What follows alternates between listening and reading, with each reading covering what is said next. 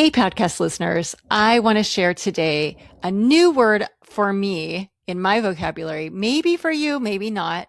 It has been so helpful, and I want to talk all about it. It is called schadenfreude, and it is termed as a type of, quote, everyday sadism, not to be confused with, quote, dark sadism, which entails violence.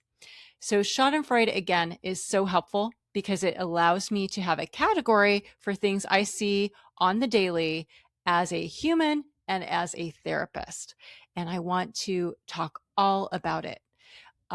First, Schadenfreude is when we, if you haven't guessed already, it's when we take pleasure or delight in the misfortunes of others. So that's the everyday sadism. But before you feel guilty for your own Schadenfreude, I want to let you know that we need to recognize there is a time and a season for all things, and it is healthy to derive pleasure from cosmic justice, such as when an evil person suffers as a result of their toxic choices. To enjoy such phenomena is not sadistic at all. It is participating in a universal order that restores balance. So there's nothing wrong with that. There's also the entertainment Schadenfreude, where we watch, maybe cringy reality TV shows where we see people whose lives are so chaotic, it makes us feel better about ourselves. There's nothing wrong with that either in my book, because those people on the TV shows are volunteering for entertainment purposes and they're getting something from it. They want the attention. So I don't have a problem with that either. But let's talk about the real Schadenfreude right now. That is sadistic in nature, such as when insecure and immature people feel better about themselves from focusing on the struggle of others. So, according to a quick Google search, this Schadenfreude includes things like internet trolling, bullying, and enforcing punishment where we take a rush of pleasure or from reprimanding or punishing others. And I want to expand this list to include the everyday sadism that I see in the lives of my clients from mainly from their parents, but others as well. And this is often done when unconsciously. I just want to name that. I don't think most parents are conscious when they do it. I don't think most people are conscious when they do this, but it's mainly from when parents feel threatened by the success or the independence of their child and they're in a competition with them, again, unconsciously. And so they will try to humiliate their child in some way, or when their child is struggling, they derive pleasure from that.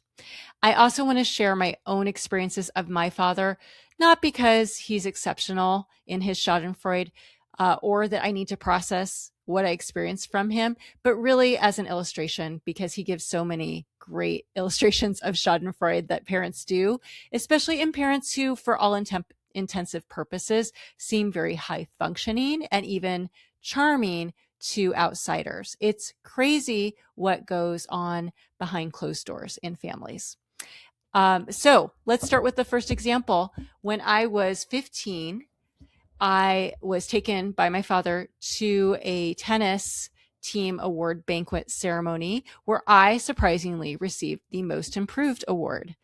And yet, on the walk back to the car in the parking lot, he let me know that the reason I got such an award was because I really sucked at the beginning of that tennis year.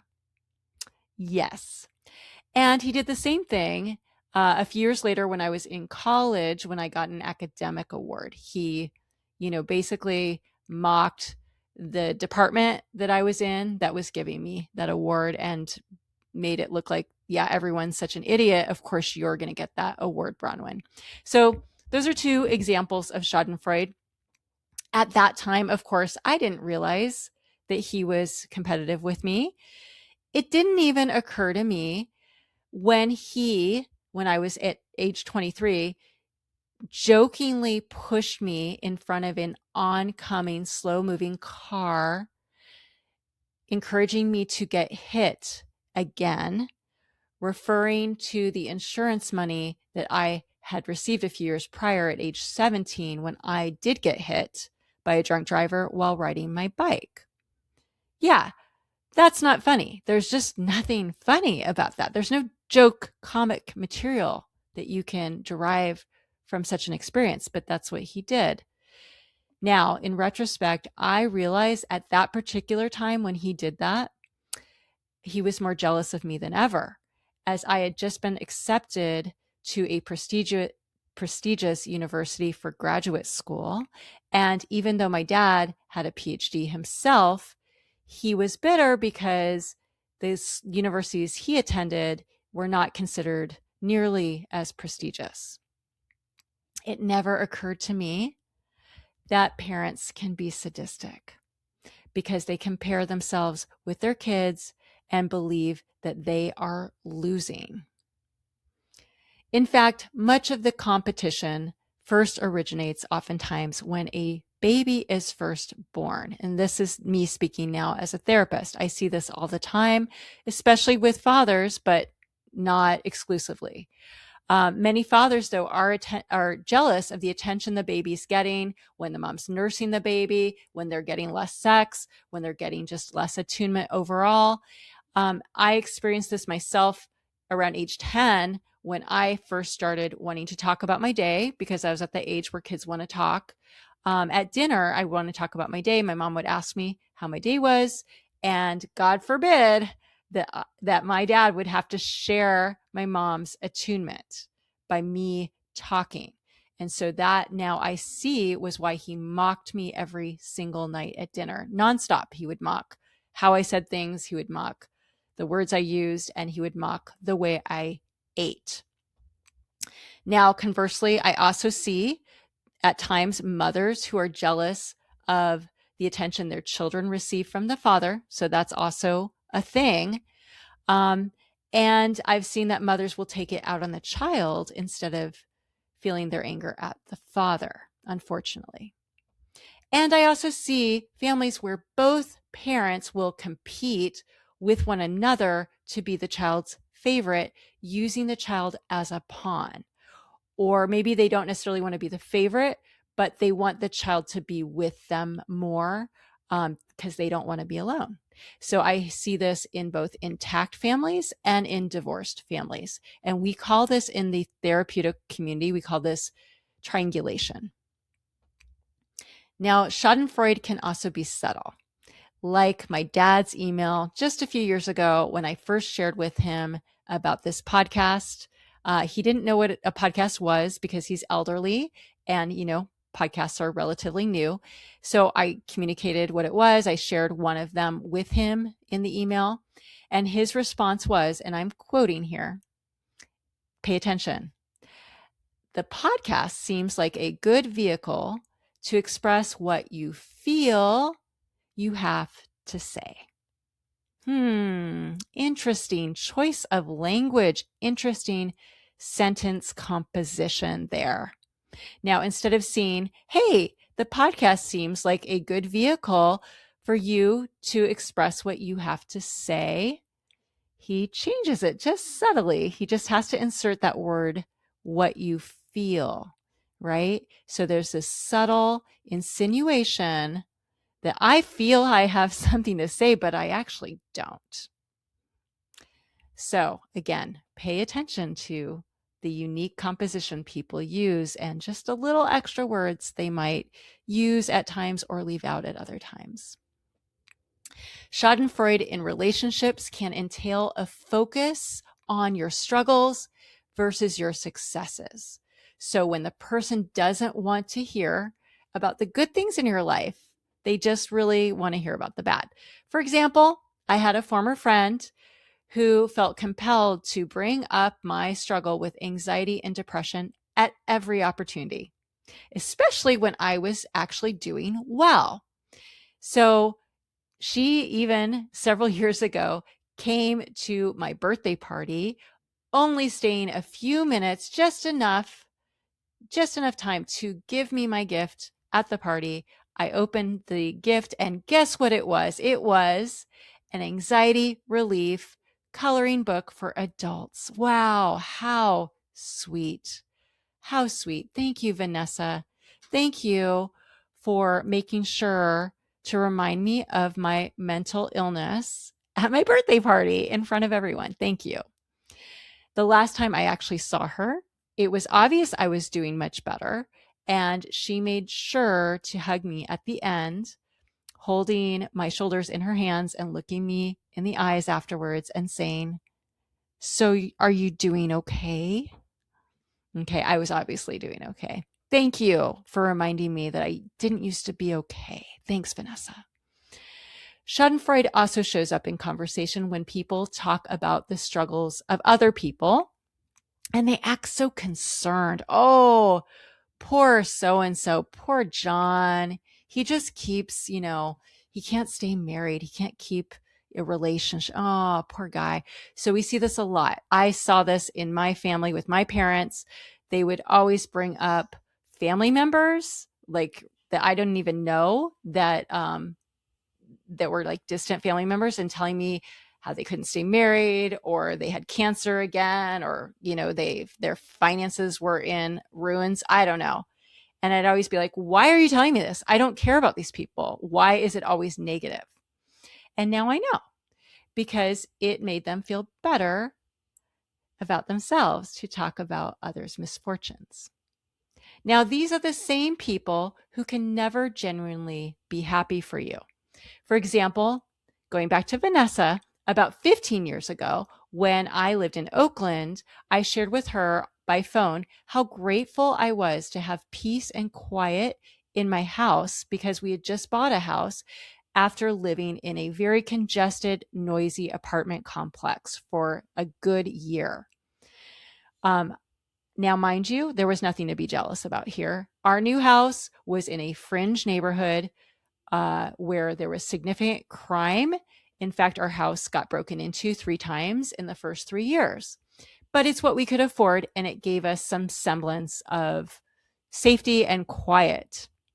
Instead of celebrating for me that I had quiet and could finally sleep, she was silent. Dead silence. Awkward silence. She just could not be happy for me. She could only be jealous. Kathy, another former friend, asked me a little over a year ago about how my podcast was doing. I was excited to tell her at that time I was getting over 1,000 downloads a month and expected her to celebrate with me. What was I thinking? Yet, just like with Vanessa, there was radio silence. It didn't matter that Kathy knew how much I'd struggled with depression for years. She just could not celebrate my success. This too is schadenfreude. At the professional level, I have heard of therapists who show loads of empathy when their clients are struggling, but cannot handle it when the clients start to improve and will even attempt to make clients second guess themselves. There are plenty of doctors I have heard of who are sadistic. I believe many go into that field because of their sadism, their everyday sadism, hopefully not dark sadism, which would explain why so many doctors give the most hopeless prognoses for patients, because it gives them pleasure to deliver such bad news. Yet, I can't tell you how many people I know who have been told that they or a child or a loved one will never recover fully, only to completely defy that prognosis. Then there are the teachers and the professors who get off on making their students squirm. Again, schadenfreude. My dad, again, serves as a beautiful illustration of this, as he would literally boast privately about how many students he would fail every quarter. He loved to say how stupid they were. I'm not joking. He really did. And that, of course, had the silent implication of how intelligent he was, how much more intelligent he was than these students. And it was a good university, too, by the way. So, man, so much schadenfreude. Then there's the bosses, the supervisors. Yes, these people often rise to the top, not because they merit such a position, but because they need to feel powerful at the expense of others. Maybe, surely you're thinking of a former boss, or hopefully not a current boss of yours right now. I don't need to give you examples because I know that you have your own. Here's what I do want you to know, however. It is schadenfreude that makes them treat you like they do, not because you're not enough, not because there's anything wrong with you, but because they literally need to belittle you to feel better about themselves. Trust your body, trust yourself. Don't allow them to make you second guess yourself, because that's when they win. Now, I know it's ugly to recognize all the schadenfreude in the world and perhaps the schadenfreude within us, but it's also necessary. We cannot slay a monster that we won't acknowledge. So, dear listener, let's open our eyes and see the ugly so we can defeat it, which is a creative act. Let's create more life within and around us by taming the schadenfreude, which entails naming it. Let's call it out when we see it and refuse to participate in it. Let's make everyday sadism into never sadism, because what the world needs is more love, and eradicating hate is one and the same. Won't you join me? Thanks for listening. Please share this podcast with a friend, and please subscribe if you haven't already, and give me a great review. Thank you.